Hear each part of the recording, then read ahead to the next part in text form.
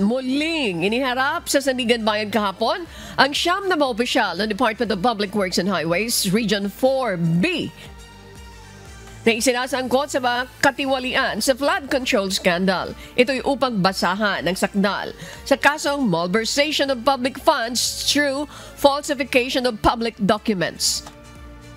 Not guilty ang naging tugon nila sa akusasyon. Batay sa kautosang ipinalabas ng Sandigan Bayan 5th Division na pinangunahan ni Associate Justice Sarah Jane Fernandez, papasimula na ang pre-trial sa darating na December 11, araw ng Huwebes.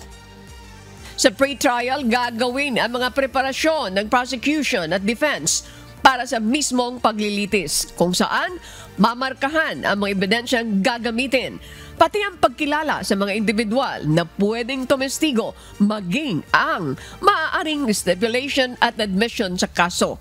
Wini-waive naman ng siyam ang kanilang karapatan na dumalo sa gagawing pre-trial at piniling mga abogado na lamang nila ang dumalo.